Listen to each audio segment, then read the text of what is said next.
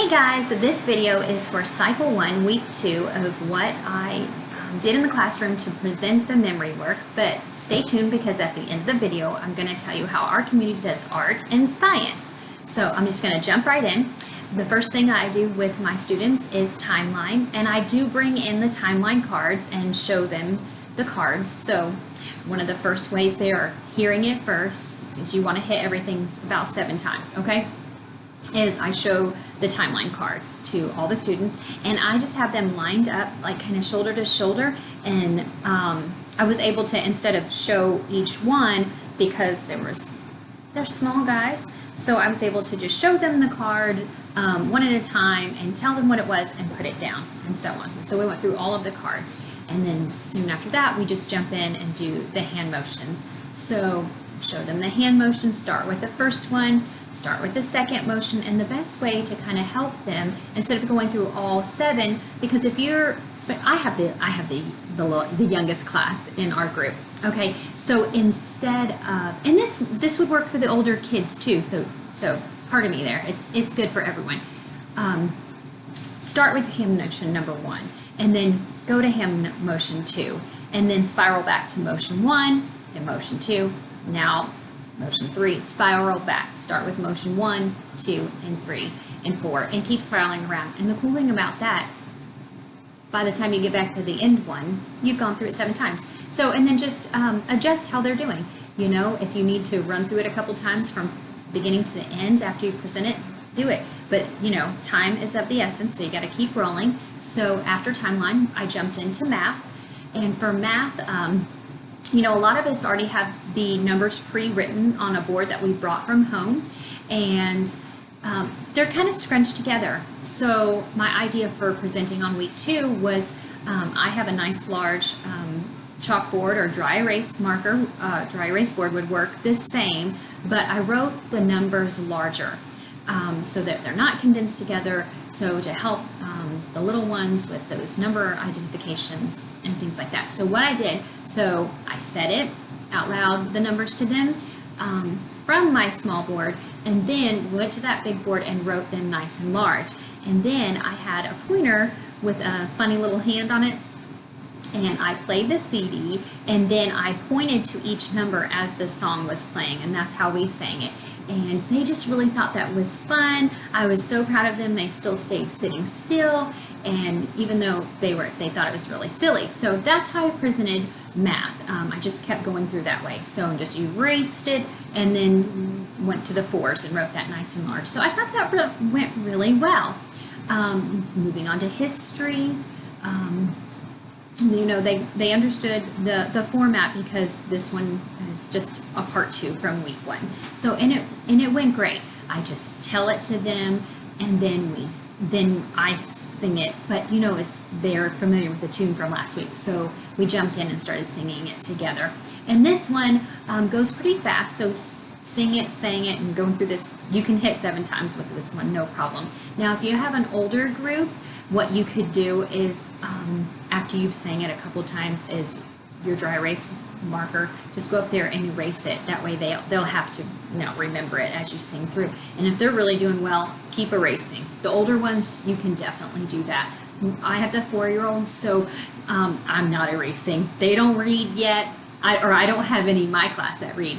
So I don't do that. Now, last week I really had a good time with science. I was over the top excited about the song that I had from The Lion King, but they're 4, so they weren't familiar with the song or the tune, but we sang it, we had a good time. So I went into week 2 thinking I need to do something just a little different, and that's what I did. I did these big, I wouldn't even call them hand motions, I was like full body motion.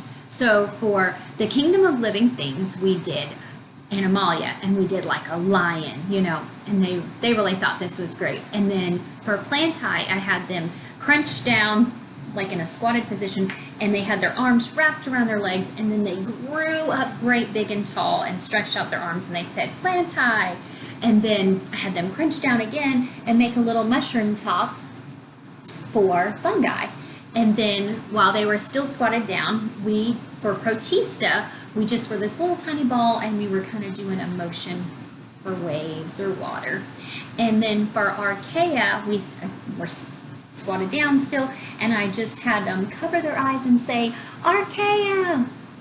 So, and then we stood up tall for bacteria, and they put their hand on their stomach, and they just hung their face, and they just acted like they were sick, and they really thought that was hilarious. But I have to say, I was so proud of them because they're young and they can easily get so busy. They really didn't get wild and take the movements too far. Do you know what I mean? So, and we just kept running through it, and they really, really enjoyed that. So, moving on to English for prepositions, I brought in a stuffed animal, and we named the animal. And the really great thing is, sometimes we add something like that, it can start, oh, the naming process can take so long. The great thing is, once that first name came flying out of some kid's mouth, that's what we named the stuffed animal, and we moved on. So I advise you to do that same thing. If you add something, encourage them to keep going. That way you can get through all the material. So for our prepositions, I took this stuffed animal and I used the words about, above, across, after, and against to move that stuffed animal. I actually sat on the floor with the kids and just had a binder or a book, and I said, okay, the animal is moving about the book, and we tapped around the top. And then we are above the book and moving across the book. And we said the item was moving after something and then leaning against the book. So that was really cool, and I think I liked that it gave them a visual, right? Okay, so moving on to Latin. Again, these guys don't read, and this is funny because the way this worked out, but what I did was printed up the words for Latin and presented to them these little things that I made here, right? Nothing fancy, printed them really quickly.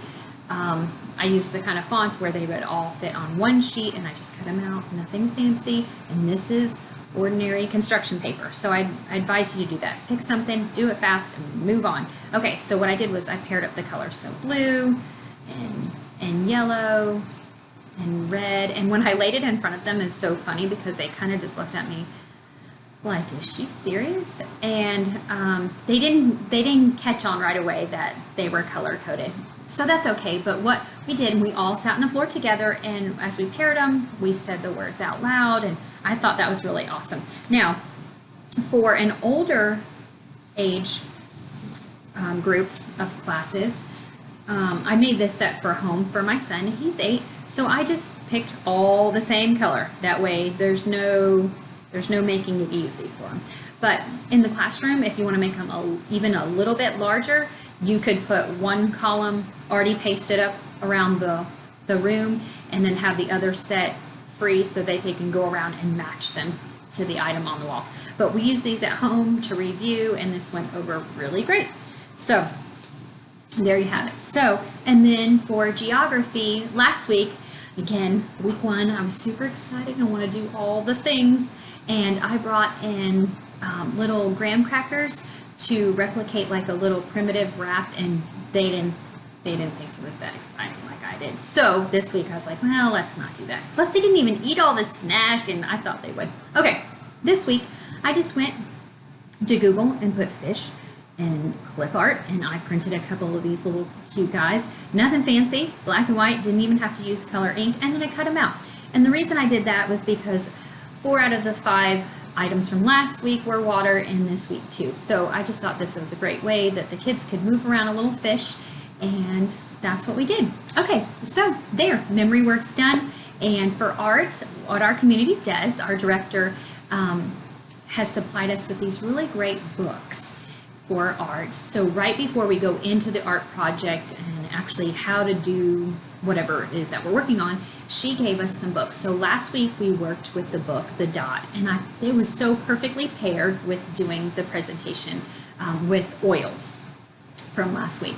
So, and again, I have the younger class, so reading a book before we get going, they really enjoyed that. So this week, working on mirror image, there is a book called Mirror Mirror, and on the cover it has a picture of a queen, and it's kind of divided down this way, and it's a really fun story about things going. You read this book up and then you read it down, and the story is kind of silly and fun, and they really enjoyed that. So for science, this was really cool. I really enjoyed this. It was a blessing to our community, but we did science together. So I said I have the younger kids, and we got paired up with a group of older kids. And so we had the children kind of buddy up with older kids, and we did the spider experiment where you do the yarn kind of across the room, and that was really great because I think the smaller ones, you know, they're just so busy. They all want to pluck the string. So it was really cool to spread them out. The little kids still got to hold the string individually, but there were so many other big kids who were standing still and being good examples that they were wanting to do that too. Just kind of blend in and be a big kid. So that worked out really great. And then we did the experiment with the water and the bags and talked about bacteria. But here's the, it's so cool. I'm so fortunate. Our community has invested in the products from Cornerstone Educational Supply. And I love this program because as a new tutor, it's kind of practically a script with all the things that you want to say and all the questions you want to ask, and it has visuals, pictures, and it's just a really great program. So science has been going great. I hope you guys had a great week 1, and I hope you kill week 2. Have a good one.